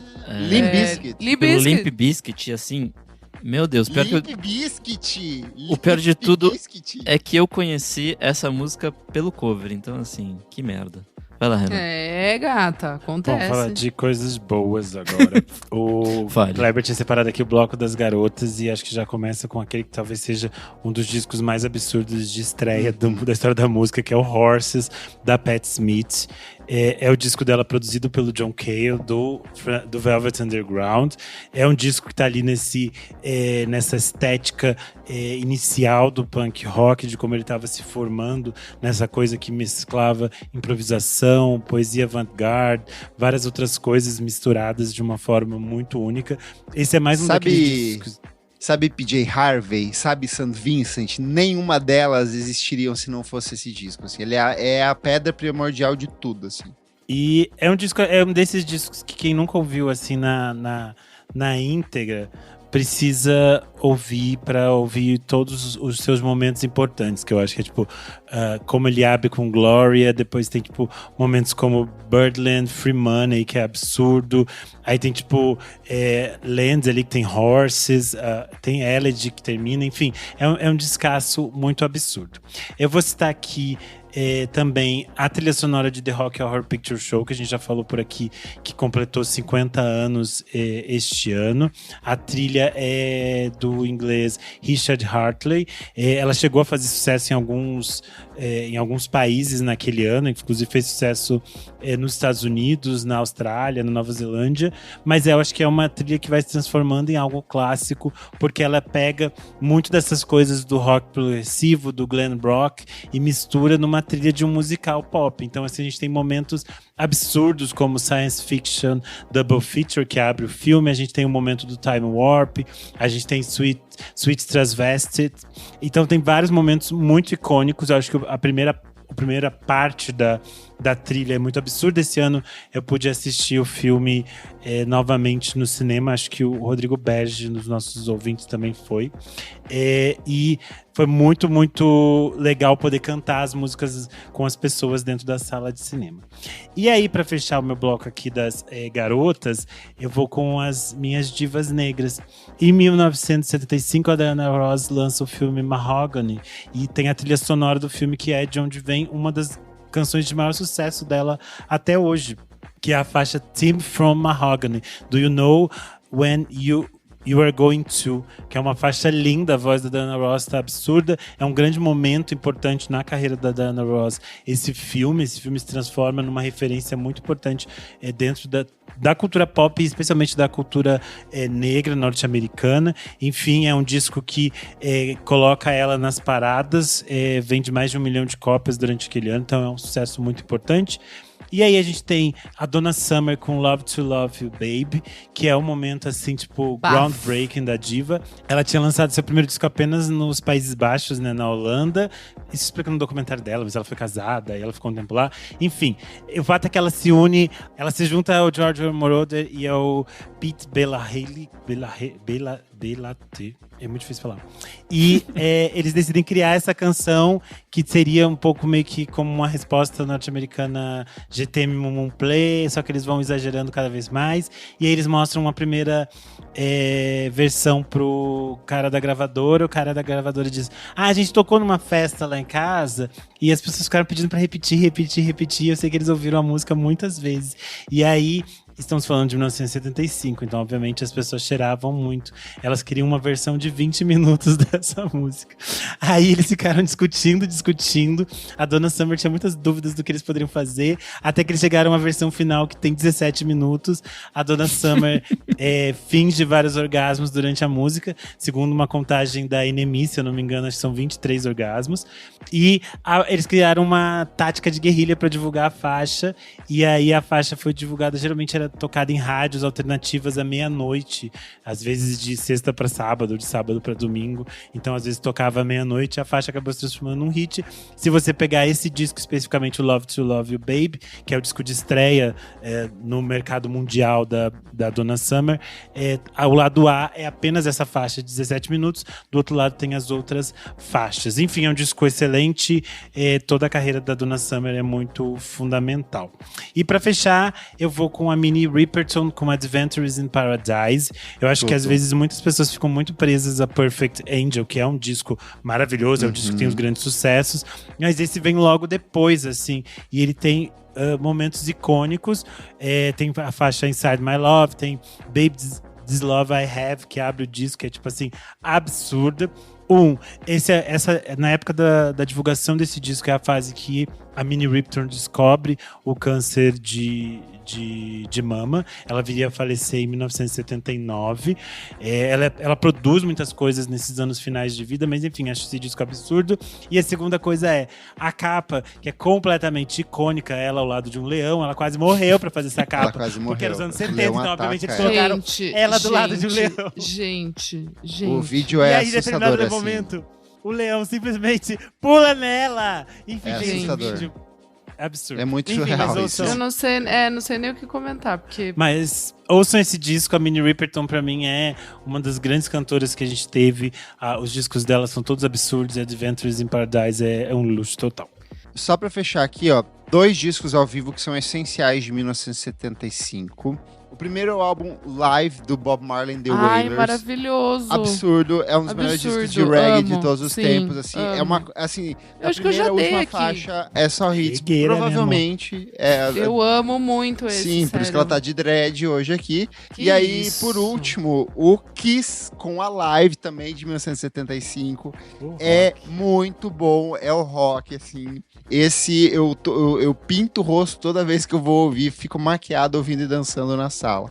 E aí vou citar aqui rapidinho discos bons que a gente não conseguiu comentar. Fela Kuti in the Africa 7 com Expensive Shit, disco de 2 faixas, absurdo. The Isley Brothers com The Hit Zone, disco de R&B, soul. Frank Zappa and the Mothers of Invasion com One Size Fits All. Aerosmith com Toys in the Attic. Elton John com Captain Fantastic and the Brown Dirty Cowboy. Mike Oldfield com Oma Down, Steely Dan com Katie Lead, Willie Nelson com Red-Headed Stranger, que é um discão, um dos melhores da carreira dele. Paul Simon com Still Crazy After All These Years. Roxy Music com Siren. Heart com Dreamboat Annie. ABBA com o álbum homônimo lançado nesse ano. E é isso. Eu quero... Senti falta agora de vai falar. Agora quer falar? A gente falou... Não, só pra citar. A gente falou Earth, Wind Fire com That's the Way of the World. Acho que não né? falou. Não gosto de então, gata, esse aí tem que falar. Só pra deixar aqui também. Bom, é isso. Não, tem que falar. Earth, Wind and Fire, daquelas coisas assim. Gente, também, quem nunca ouviu. Absurdo. Sim, vai. Pare vai um lá. dia da sua vida, coloque assim a sua roupa mais glam possível. Empurre os móveis da sala e ouça os discos todos. Nem que seja pra ouvir o Best Of, que acho que é um dos melhores da história. Assim, enfim. Os homens é absurdo. Sentiu falta de algum disco? Vai lá no nosso Instagram na edição desse programa e comenta que a gente lê na próxima edição. Ou no Spotify, tem a caixinha ali, você pode contar quais são seus discos favoritos de 1975, nacionais e internacionais, e a gente lê na semana que vem. Vamos pro próximo bloco do programa, Não Paro de Ouvir.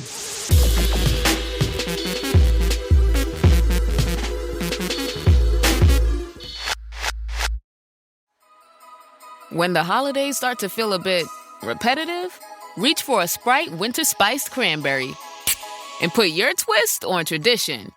A bold cranberry and winter spice flavor fusion, Sprite Winter Spiced Cranberry is a refreshing way to shake things up this sipping season. And only for a limited time. Sprite. Obey your thirst. Segundo bloco do programa Não Paro de Ouvir. Renan Guerra, que bloco é esse? Nesse bloco a gente traz as dicas mais quentes da web. Ui! E temos disco da semana aqui, né? Vamos começar por Zeca Veloso e suas boas novas. Álbum de estreia do segundo filho de Caetano Veloso. Tava tentando pensar na ordem aqui. Álbum de estreia? E álbum de estreia, assim, ele que foi oficialmente apresentado lá em 2017, durante a turnê Ofertório, lançou algumas canções, escreveu para algumas pessoas ao longo dos últimos anos, e vem aí com seu disco definitivo. Eu confesso que eu fiquei com um pouco de medo no começo, quando eu comecei a ler as entrevistas, que já eram uns papos assim, é um disco feito para Deus, é um disco inspirado por Deus. Eu pensei, lá vem o disco para catequizar as gays aqui, as gays mulheres. E não, eu achei que ele expressa a fé dele de um jeito muito bonito, muito sensível, muito discreto, não panfletário. Gostei demais do disco, não espero menos que excelência de Filhos de Caetano Veloso, até porque eles têm acesso, educação e dinheiro para produzir suas obras, mas eu acho que vai muito de encontro ao que o Renan uma vez falou sobre o disco da Dora Morelenbaum, que sim, se você é um Nepo Baby, valorize a sua posição de Nepo Baby e faça um disco de fato caprichado. Eu acho que o disco é muito bem produzido, muito bem estruturado. Eu adoro a forma como ele explora a voz dele com os falsetes, que era uma coisa que já tinha sido uma marca dele, assim. Gosto da forma como ele transita por diferentes estilos. Tem umas canções que são mais Brazilian Boogie, tem um sertanejo no final. Tem umas canções que são bem minimalistas. Eu gostei demais do disco, assim. O que vocês acharam? Bom, eu fiquei anos esperando esse disco, né? Porque eu tinha visto o show dele em 2023, que ele tinha cantado várias dessas músicas e depois, tipo assim, nunca que vinha o disco. Então foi muito tempo de espera, porque eu sabia que essas músicas já existiam, assim. Algumas delas foram surgindo com o tempo, que é o caso da última faixa, né? O Sopro do Fole, que foi lançada pra trilha de Renascer. Mas depois disso era uma espera muito longa. Que foi interpretada pela Bethânia também, né? A tia dele lá no Noturno. Você ficava meio que numa expectativa de, tipo assim, talvez o tempo demore tanto e que vai diminuir o impacto desse disco, assim. E é interessante que isso não aconteceu, assim. Eu acho que o disco é muito, muito bonito. Ele abre com a faixa Salvador, né? Que tem o encontro dele com o pai e os irmãos, criando um elo com o Ofertório, que era o show que eles faziam em conjunto. E eu acho que tem momentos, assim, lindos, tipo a faixa título Boas Novas, Carolina. É linda. Talvez menor, eu achei muito bonita. Desenho de animação é muito bonita também. Gosto até da participação do Xande de Pilares em um sal desse show, que podia pra mim cair num clichê de meter um samba ali aleatório, mas eu acho que funcionou dentro do disco. Então, eu não gosto tanto das duas últimas músicas. Eu acho que a música do Xande Pilares parece muito mais uma música do Xande Pilares do que do Zeca. Uhum. E o Sopro do Fole, pra mim, sei lá, já era a música da trilha da novela, não precisava estar aqui, já tava cansado, entendeu? Mas também não ligo, não me incomoda, está no final. Eu gosto muito de Máquina do Rio, que tem essa coisa meio bug. Ai, Tem sim, a produção do excelente. Cassim e tal, e um monte de gente. É meio... Tem Luca Noaco também, tem o próprio Jacques Morelenbaum fazendo as orquestrações em várias faixas. Enfim, achei um disco belíssimo, muito, muito lindo. E ele também lançou um clipe com imagens clássicas da família. E é, tipo, muito icônico, porque, tipo assim, a sua família é a família Veloso. E sua avó era Dona Canoa e ela está ali no seu vídeo de infância. Enfim, é iconic. Eu gostei muito de Boas Novas. E aí temos a volta dela, Mamundi, com Bem-vindos de Volta, um disco que marca essa reconexão da Marcelinha com o pop eletrônico, com o R&B, com vários elementos que ela já vinha incorporando em início de carreira. Depois ela assina com a gravadora, ela vai para um lance um pouco mais pop rock, para uma outra proposta criativa. E agora ela retorna com esse álbum de 8 faixas, um álbum curto, 25 minutos de duração ali. Algumas das canções a gente já havia comentado ao longo dos últimos meses, como Macia Bahia e Irreversível, que para mim continuam sendo as melhores faixas do disco, mas tem algumas composições bem interessantes ali, como O Mundo Pode Esperar, que é uma parceria dela com o Rico Dalazan, e tem até alguns poemas dentro do disco também, né?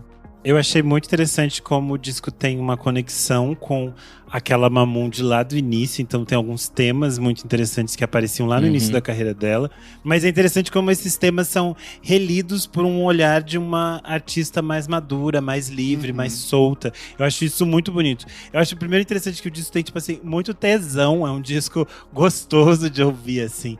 E eu acho que isso é muito interessante. E a produção toda é muito bonita, como ela dialoga com algumas coisas que as pessoas estão utilizando, estão muito em alta nesse momento, mas parecem muito verdadeiras dentro do histórico da Mamundi, da pesquisa que ela faz.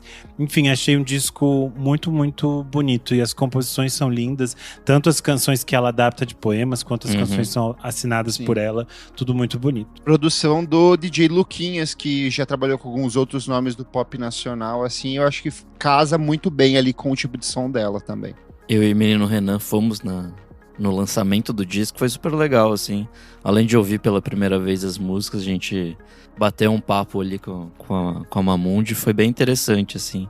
Ela explicou que algumas o que você falou? O que você bateu de papo com ela? Quero saber. O pior é que ela chamou o Nick na chincha e falou: aê, podcast VFSM, não vamos falar não, Nick Silva? Falou o nome dele. Cobrou.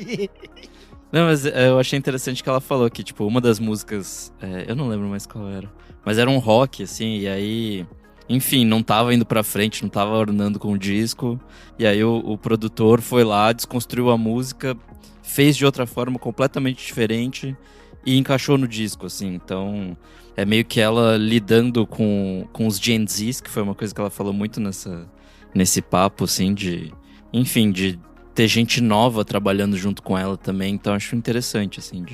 E ela falou sobre a questão do disco ser curto, que ela falou que às vezes ficavam com essa necessidade, tem que colocar uma música a mais para que o disco fique longo, e ela falava assim, mas daí eu vou colocar uma música que vai ser tipo um filler, uma música que não é algo que eu preguiçosa, confio. Marcela, preguiçosa. No disco não, mas você já jogou essa, Marcela. Mas ela contou que tinham algumas regravações que ela ia fazer e que ela, quando ela fez, ela viu que tipo não funcionou e ela disse melhor deixar fora. Eu acho o disco muito redondinho, eu acho assim desnecessário que tivesse mais coisa, eu acho que é muito bonito. Então, pra mim tá Eu acho que tinha eu ouvi o disco antes e agora eu não sei se foi um surto da minha cabeça ou não, mas tinha a Lanterna dos Afogados, tinha uma versão dela pra Lanterna dos Afogados. Eu acho que tinha, acho que ela chegou a comentar. Ela falou tinha, que né? tinha, assim como tinha alguma versão de Caetano Veloso. Essas duas ficaram de fora. Ela verdade.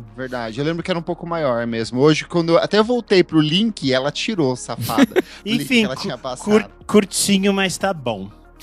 Exato. E já que estamos falando de coisas curtas, Nick Silva, o que mais que você traz aí pra gente hoje?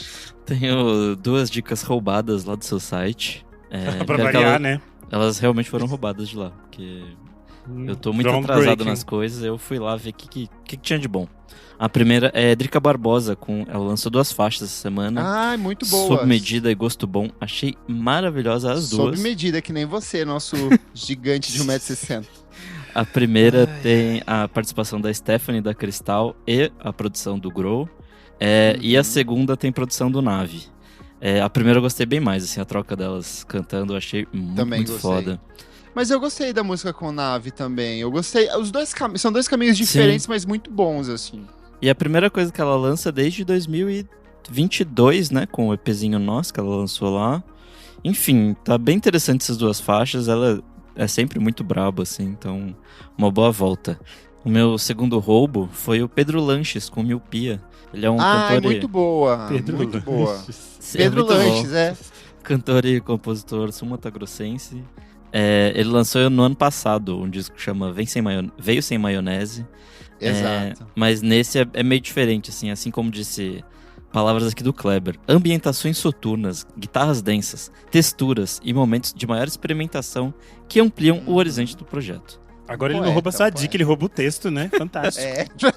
Pelo menos ele tá dando crédito, que antigamente ele lia e ele não dava o nome. Ele era assim. Enfim, achei bem legal, assim, um rockinho bem divertido. Me lembrou umas coisas lá de trás do Dive, sei lá, as guitarreiras. Me assim. lembrou um pouco o Terno Rei das antigas também, assim, pré-pop, assim. Eu acho que ele é bem mais sombrio, gostei bastante. Música, ela chega pelo Matraca Records, né? Então é o início de uma nova fase na carreira do Pedro. Eu gostei demais, pra mim é a melhor música. Eu ouvi o disco, achei legal, mas eu achei que essa, assim, tá num grau acima, sabe? Do que ele vinha produzindo até ano passado. Vamos ver o que vem por aí. Ainda não dá pra dizer, mas gostei dessa primeira. Exato. Imagem do cachorrinho. E você, Renan Guerra, nosso altão do pop? Bom, pra começar com os singles, a minha mãe, Julieta Venegas, voltou. Ela fez a linha tipo, ai, nossa, vou apagar todas as coisas do meu Instagram, vou deixar só umas fotos conceito, eu e minha irmã gêmea. Eu tenho uma gêmea. raiva de quem faz isso. Alguma gayzinha deve ter dito, não, Julieta, você tem que fazer isso, é super tendência. Mas enfim, eu fiquei dias realmente tentando descobrir o que ela tava querendo aprontar. E ela lançou uma música nova chamada Tiempos Dourados, que meio que abre caminho pro novo disco, pro próximo disco dela, que deve sair em 2026. Mas eu gostei muito, é bem tipo assim, pop latino clássico da Julieta Venegas. Enfim, achei uma delicinha. Seguindo na linha pop, o inglês Tsat Samis, eu nunca sei pronunciar o nome dele. Ele é de origem grega, mas ele é inglês. Ele lançou a faixa Secret Boyfriend. Inventando o nome. Não, é uma gayzona que ano passado eu indiquei por aqui, que eu gosto bastante do. Como que é? Tsat Samis. T-S-A-T-S-A-M-I-S. T-S-A-T-S-A-M-I-S. Eu não sei como se pronuncia. Tsat Samis. Não sei, não fiz minha aula de grego. Ano passado ele tinha lançado War Shame. Mas fez outras coisas gregas, né, Renan? Fez, com certeza, isso fez. E os clipes ele fez. E eu também fiz. Enfim, a faixa se chama Secret Boyfriend. E segue bem a linha de tipo synth pop meio anos 80, assim. Acho bem gostosas as coisas que ele lança. Até me perdi, que você fica me confundindo, Kleber. Beijoqueiro sempre se perde, assim. Vamos lá. Seguindo na linha aqui das coisas mais curtas, a Maya Jane Coles, que é uma produtora inglesa que eu gosto bastante, voltou com um EP chamado Night Gens Volume 1. A Maya Jane sempre... Fala, vai me atrapalhar de novo. Por que você falou em português e em inglês ao mesmo tempo? Não sei. Você sabe que eu sou uma pessoa assim, que as línguas se misturam. Ai, que coisa! Quer me Principalmente confundir? nos beijos. Você quer me confundir? Para de confundir. Foco aqui. Maya Jane Coles, EP Night Gens Volume 1. Com uma mistura bem complexa entre ele house, techno, deep house, tech house, todas essas coisas. A Maya Jane Coles é meio difícil de classificar, mas eu sempre acho muito chique as coisas que ela lança, então vale a pena ouvir esse EPzinho.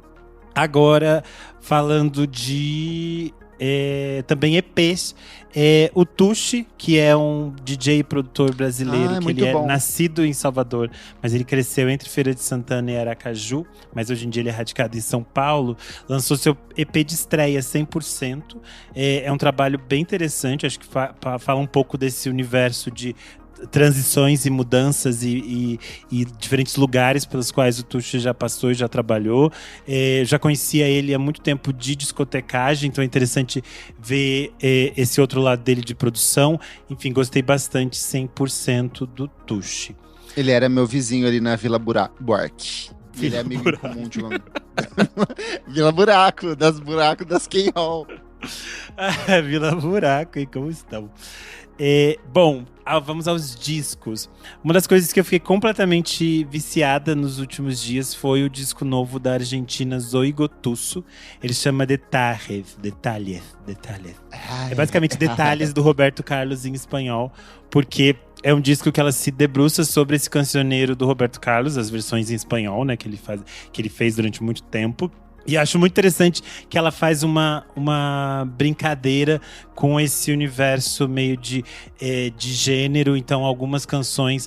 Ela modifica o gênero das canções. Então, por exemplo, Caminhoneiro, que é uma canção clássica do Roberto, ela transforma em Caminhoneira. E a música é toda cantada no feminino para sua amada, porque o disco foi produzido pela Zoe ao lado da namorada dela, Maria Wolf. E eu achei muito bonito como tem essa coisa meio indie pop, meio que conversa com essas coisas do mercado latino, assim, de uma forma muito interessante. Uma das versões que eu mais gostei é Que Será de Ti, que é a versão de Como Vai Você, que é a faixa do Antônio Marcos, do Mário Marcos. E que é na versão da Zoe, ela chamou a Juliana Gatas, que é a vocalista do Miranda, que é uma dessas bandas argentinas que eu mais gosto dos anos 2000. Enfim, a Zoe tinha viralizado na América Latina no ano passado, quando ela lançou uma versão de Pensando em Você, do Paulinho Mosca. Tipo, fez muito sucesso na América Latina, tanto que depois ela chegou a gravar uma versão com o Paulinho Mosca também em português. Enfim, gostei bastante das coisas dela, toda a estética do disco é muito bonito. Zoe Gotuso, Detalhes. Além disso, temos Lia de Itamaracá e Daúde, que é um disco muito que bom. eu já tinha recomendado Muito bom. aqui anteriormente, quando elas lançaram os primeiros singles. O trabalho se chama Pelos Olhos do Mar. Elas gravam diferentes compositores, então tem canções Chico César, Emicida, Otto, Karina Burr, Pupilo, muita gente. E aí o disco tem produção do Marcos Preto e do Pupilo. E eu acho assim muito, muito bonito o encontro das vozes da Daúde com a da Lia de Itamaracá. Tem faixas assim que são absurdas pra mim, tipo a abertura com As Negras, que é a composição do Chico César, muito é tipo boa. linda. Eu gosto muito de Florestania. Gosto quando elas regravam as coisas do Agnaldo Timóteo. Enfim, acho que tudo funciona, assim, é tudo muito bem amarrado. Se alguém me dissesse essas coisas todas que elas iam juntar no disco, eu não ia acreditar que ia funcionar de forma tão coesa e tão bonita. Além disso, todas as fotos de divulgação, todas as imagens das duas juntas, lindas. é tipo assim, absurdamente lindo. E por último, saiu nessa última semana o novo disco do Davi Sabá, que era da banda O, se chama Anjo Mal. É bem diferente das coisas que ele havia produzido no primeiro disco, que era o Ritual, de 2019. Se no Ritual ele ia para esse lado meio R&B, alternativo e todas essas coisas, aqui ele meio que volta para o universo da pista de dança, e aí ele traz algumas coisas que eram usuais no universo da banda O, assim como ele se conecta com outros nomes. Então o disco vai ter ali participações de gente como Jalu, o Wes, a Potiguara Bardo, Getúlio Abelha, e vai ter vários produtores reunidos. Então tem Pedro, tem Fuso, tem a Malca, tem o EPX, o R-Kills do Cyberkills. Enfim, tem várias coisas. É bem interessante porque vai para um caminho bem inesperado, assim. Eu gosto muito da música com a Jalu e também gosto muito de Vale da Sombra, que é a faixa produzida pelo R-Kills, que é bem conectado com as coisas que o R-Kills tem produzido recentemente. Enfim, achei um disco que me surpreendeu, assim. E é isto. Falei bastante. Não é isso. Não, mentira. Inventei que era isso, não é isso. Porque saiu algo que me deixou muito feliz, que é a banda Montage, está completando 20 anos de carreira. Amo. E eles relançaram, enfim, nas plataformas I Trust My Dealer, que é o disco de 2007, produzido pelo Dudu Marotti, que eu lembro que eu baixei na Trama isso lá em 2007. Nossa, porque sim. tinha faixas com nomes completamente absurdos, tipo Bento XVI e Pedro Almodóvar. Isso me conquistou. E aí eu fiquei completamente encantado. E é um disco maravilhoso. Raio de Fogo, Hoje to My Pills. Tem High Oprah, que é tipo assim, o bafo da abertura. Na encruzilhada em noite de lua cheia. Odes to My Pills, bem flojinho. Enfim, é um disco assim, maravilhoso. Eu acho que Montagem é meio que história da música eletrônica brasileira, da música de clube, Queer. clubber, queer. Eu acho que é muito interessante, eu tava pensando nisso, que nessa mesma época, é uma época que eu tava muito influenciado pelo Cansei de Ser Sexy, e é a mesma época que eu descubro montagem. Eu acho que o Cansei de Ser Sexy tinha uma coisa, tipo assim, fã, brincadeira e tudo mais, mas o montagem tinha pra mim esse aspecto, assim, de, tipo, muito groundbreaking, porque era, tipo assim, extremamente bicha e sendo bicherésima, eu vou cantar as minhas coisas do meu jeito, e é assim que eu vou aparecer, sei lá, no programa da Regina Casé e mostrar isso pro Brasil, assim. Então acho muito icônico o que o Daniel Peixoto e o Leco Jucá fazem com o montagem. Acho I Trust My Dealer, assim, um dos grandes discos dos anos 2000, e fico muito feliz que eles lançaram remasterizado agora nas plataformas digitais. Então, quem nunca ouviu, escute I Trust My Dealer. Fala, Kleber Fak, sua vez. Quando o sotaque aparece, né, vocês já sabem que vem aí uma dica gaúcha. E a dica da semana é o álbum Tarde, estreia do Visitas Póstumas. É um quarteto de Porto Alegre.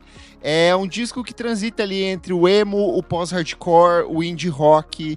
Cara, é muito bom. Lembrou muito Bela e o Homo da Bruxa. Lembrou muito as coisas da Eliminadorzinho lá do primeiro disco. O vocal não é dos melhores, mas as letras são ótimas. Musicalmente, assim, é muito bom. Tem um fundinho de Midwest Emo, um fundinho de math rock. Nick Silva, eu acho que você vai adorar, e eu adorei a capa do disco, todo o material, as canções são muito boas. Gostei demais. Visitas Póstumas com o álbum Tarde, né? Seguindo aqui, MC Taia com Histeria Agressiva 100% Neurótica, volume 2, muito mais neurótico. MC Taia é um projeto da MC Taia em parceria com o Speaker e o Salva. É um projeto que eles mesmos definem como metal mandrake, faz ali um misto de new metal, funk, trap, rap, tem letras extremamente políticas, tem uma questão de um bom humor, assim, muito escrachado, mas tem uma questão muito forte nos temas que eles abordam. Vai falar bastante sobre violência urbana, abandono periférico, dores das mulheres negras. É um trabalho curtinho ali, mas que sintetiza muito desse universo muito particular desse trio da Baixada Fluminense. E pra fechar nos discos, Servo com São Dimas. Servo é um rapper que a gente gosta bastante aqui, lançou um dos nossos discos favoritos do ano passado, que é o Hiato Entre a Necessidade e o Ego. Nos últimos meses lançou algumas canções, lançou um EP há poucos meses, que era o Reparações, Jogos e Preocupações, e volta agora com São Dimas, outro trabalho de inéditos ali. Eu não sei se é um EP ou se é um disco, é bem curtinho também. Tem produção do Pântano e conta com as participações da Nabru, que a gente já recomendou aqui, e da Kilabi, que também a gente já recomendou em alguns outros projetos. E é isto. Single reforça a dica do Pedro Lanches, e vamos pro próximo bloco do programa. Você precisa ouvir isso.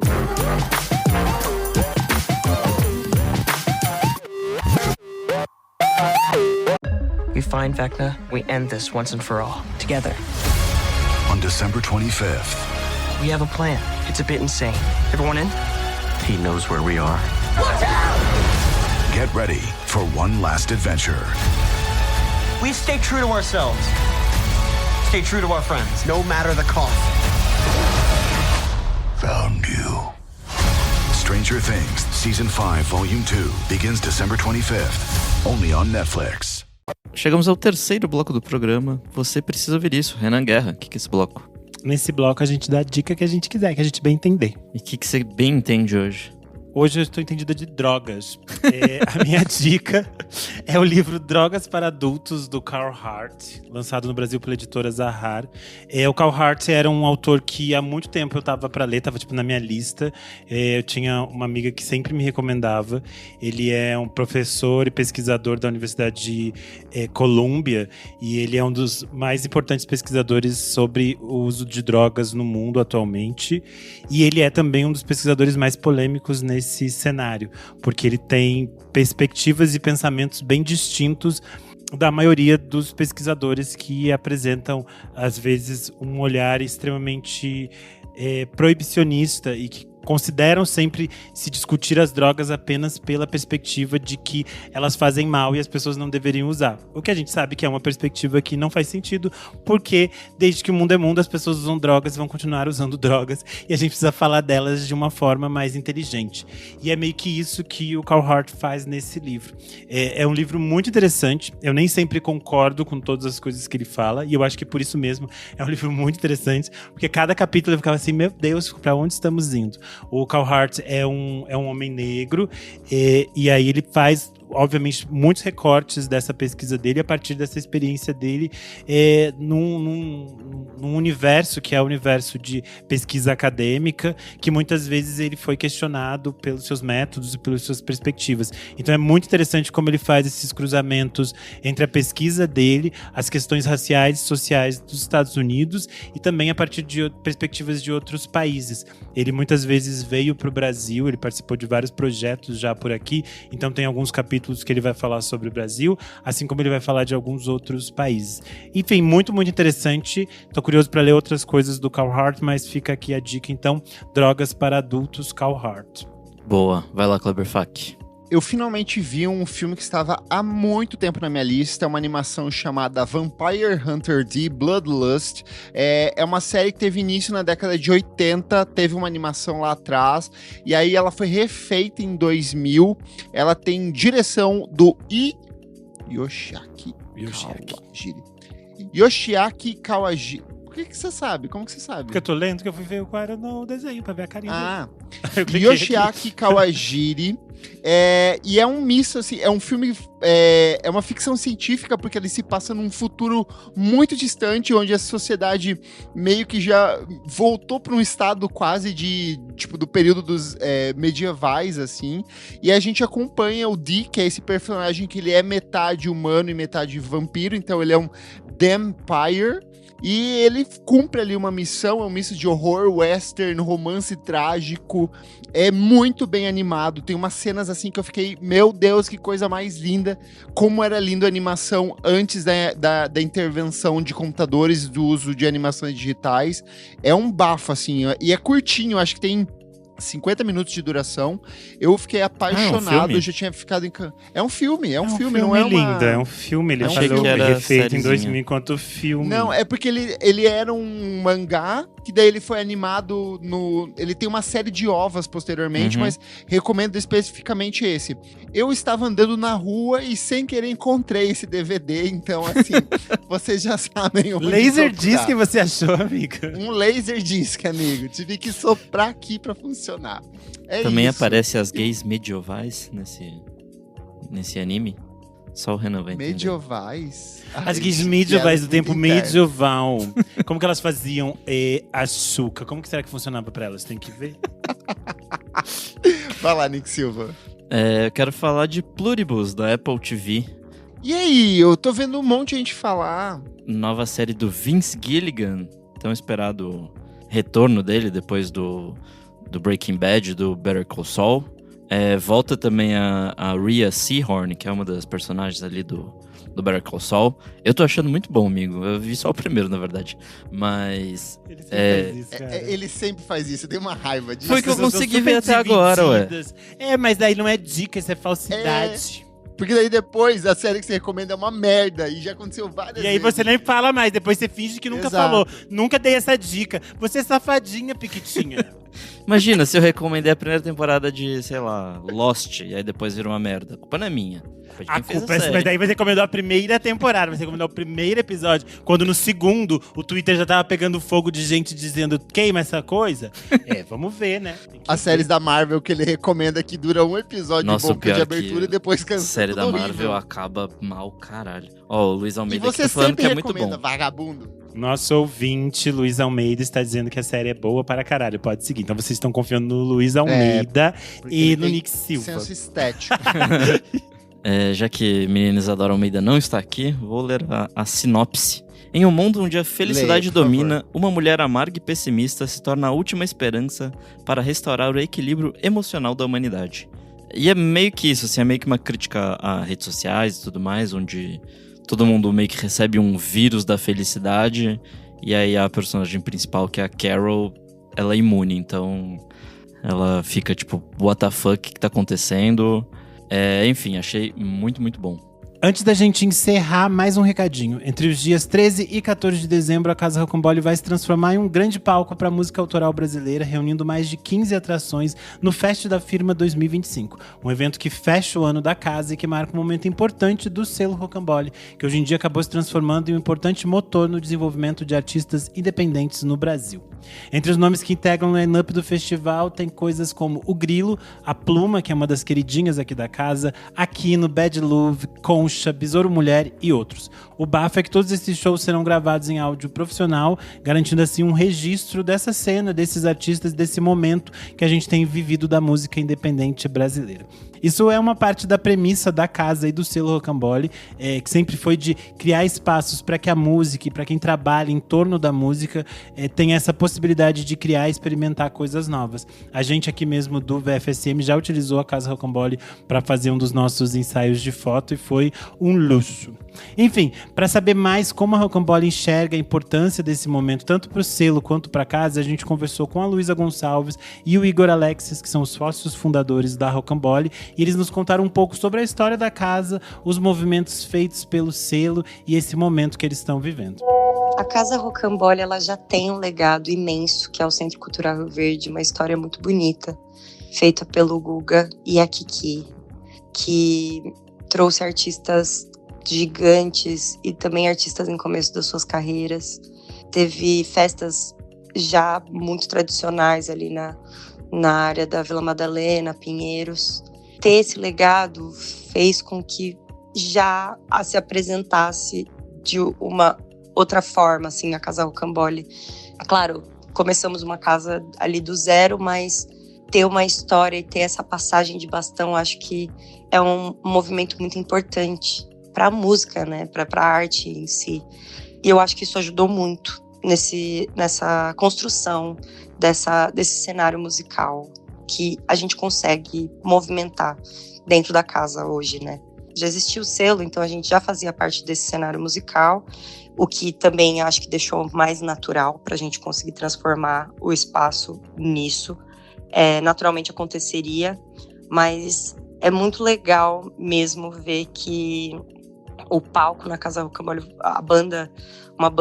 um artista se apresentar na casa, quer dizer sim um degrau, ou não necessariamente um novo degrau, mas é um momento para esse artista, principalmente quando é a primeira vez, né, que ele está fazendo isso. E também fica num lugar, eu acho que também de nostalgia para artistas mais antigos, assim, por conta desse legado, né? Eu acho que graças a isso a música se faz como ela se faz e a gente consegue manter um espaço que faz cultura, né, ativo e vivo, e é isso. Antes de mais nada, eu queria muito agradecer o espaço. A gente admira muito, muito o trabalho que vocês fazem e fazer parte disso pra gente nesse episódio é uma conquista. Tudo muito louco, né? Porque a gente tá tão dentro dos processos do dia a dia, do corre-corre, de subir eventos, produzir, levar esses artistas para tocarem, fazer todo o processo de gravação de disco, de lançamento, de produção, de conceito, capa, junto com esses artistas, conversar e tarará, que às vezes essa noção do todo some, né? Então, claro, eu acho que fico muito feliz com os resultados que a gente vem alcançando. A gente está sempre aprendendo a como alcançar esses espaços, a como estabelecer essas relações, a como levar os artistas para os lugares que eles querem e a gente também. Então, é um processo maluco, mas muito apaixonante, que a gente gosta muito e que, cara, tem se mostrado possível. Com todas as dificuldades, com todas as questões que envolve trabalhar com música, tem se mostrado cada vez mais possível esse trajeto de desconstruir uma carreira de longo prazo, desenvolver um trabalho coletivo e afetivamente responsável, que é uma premissa nossa, né? Então, cara, a gente tá feliz, a gente tá trabalhando muito, para ser muito honesto, mas é isso. Eu acho que a grande vitória das nossas ações, que tem se mostrado a cada dia, é a construção dessa plataforma o artista e para pessoas que trabalham com música se desenvolverem, sejam os produtores musicais que trabalham no estúdio, seja a galera que faz a parte da casa acontecer, seja todo esse ecossistema que acaba se desenvolvendo com esse objetivo de conectar pessoas através da música, de construir pontes, de construir oportunidades, de construir momentos inesquecíveis, né?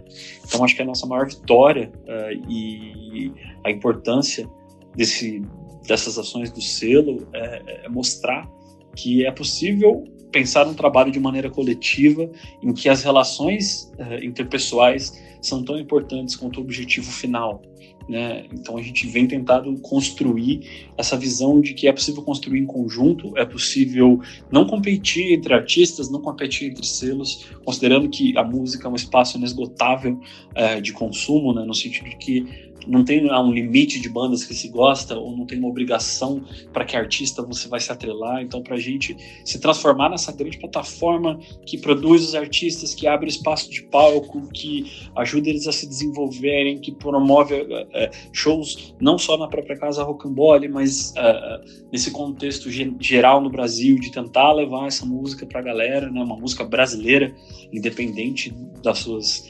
aspirações, né? Das suas influências. Nosso grande objetivo é ter músicas feitas por brasileiros desenvolvidas aqui no Brasil. Então, para a gente, a importância dessas ações é justamente defender aquilo que a gente acredita na música, de um ambiente mais saudável, menos competitivo, mas, obviamente, organizado e estruturado na questão dos negócios, né? A competitividade, ela não é o nosso combustível, né? A gente tem outros combustíveis para botar a máquina para andar nesse sentido, sabe?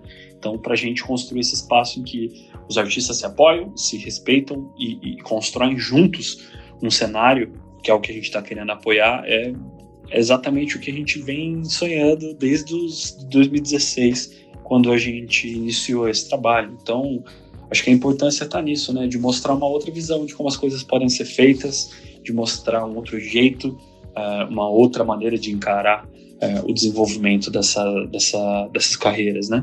Então é isso, gente. Só reforçando, o Fest da Firma 2025 rola nos dias 13 e 14 de dezembro na Casa Rocambole, aqui em SP, e os ingressos já estão à venda. É isso.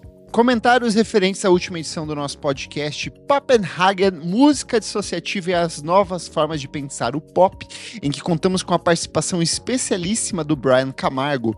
Comentário aqui no Twitter do Overthink Eric, ele falou: podcast lindo! Tenho achado esse movimento Dream Pop melancólico introspectivo de Poppenhagen uma das coisas mais legais da música atualmente. É interessante observar assim com mais atenção os contextos sociais que impactam a produção cultural de determinados lugares. Aqui no Instagram, o Raí Santorini comentou: minha maior referência de pop nórdico foi a voz icônica da Matt Lindeberg no The Asteroids Galaxy Tour. Ouvindo e automaticamente me sinto vestindo grifes enquanto mexo no meu Blackberry. Arrasado por não ter uma citaçãozinha, carinha chorando. Eu quero que eu já fui num show deles. Eu vi um show deles também. No Cine Joia. Pra mim. Exatamente, eu fui nesse show. Mas a mina era tão linda. Não sei como ela anda hoje em dia. Hétero, machudo. Você acha que sua mulher só é bonita, não pode ter talento? Então tá bom. Comentário da Deslange, ela falou: edição de colecionador do Vamos Falar Sobre Música com a minha irmã Brian. Coisa linda, véi. Deslange agora é demissionária do G1, né? Virou trendsetter no Twitter. As pessoas ficaram comentando isso dias. Nunca viram ninguém pedindo demissão, gente. Cada coisa. Aqui no Instagram, o Matheus Leão comentou: que delícia ser uma garota rica e alternativa dinamarquesa. Como nós. Comentário do Guizinho falou: Poppenhagen é uma das coisas mais interessantes da cena musical atualmente. Davidson da Costa comentou: que tema foda.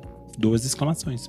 Comentário do Kleber, que não sou eu, mas tem barba, que agora ele colocou foto aqui. Vocês não falaram dos singles da Tulipa Ruiz com uma artista japonesa e o novo álbum ao vivo do Genesi. Muito bom. A gente não falou do Genesi porque o disco saiu semana passada, então não tem como a gente comentar uma coisa que não existia. Mas da Tulipa Ruiz a culpa é do Renan, porque ele é Tulipa Ruiz FC. E a gente não comentou nenhuma dessas coisas essa semana, você tá falando aqui. Como se fosse. a gente ia ignorar de novo essa semana também.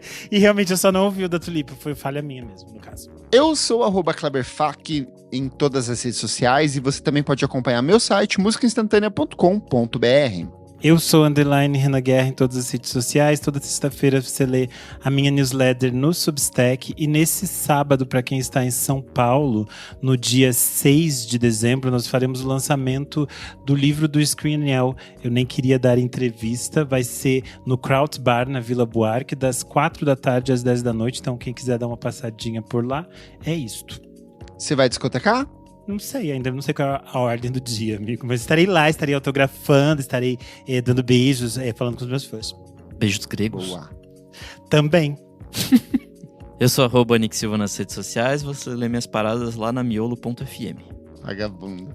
Não esquece de seguir a gente nas nossas redes sociais, @podcast VFSM em tudo. Siga a gente na sua plataforma de streaming favorita e, se puder, seja um de nossos deliciosos apoiadores. Por apenas R$5 por mês você tem acesso a esse e outros programas lançados com muita antecedência, participa do nosso grupo fechado para assinantes, tem acesso a sorteios de brindes incríveis e participa aqui das gravações ao vivo, sempre sendo recepcionado com os beijos gregos do Renan Guerra, como Jefferson Kozeneski, Fabrício Neri, Luiz Almeida, Thiago Rocha, Rodrigo Berg, Leonel Moura, Henrique Almeida, Danilo Ferreira. Cadê as mulheres? É só viado e homem aqui hoje, gente. Viado Pelo e amor homem. de Deus. Separando cada coisa. Muito obrigado pela sua audiência e até a próxima edição. Tchau, tchau.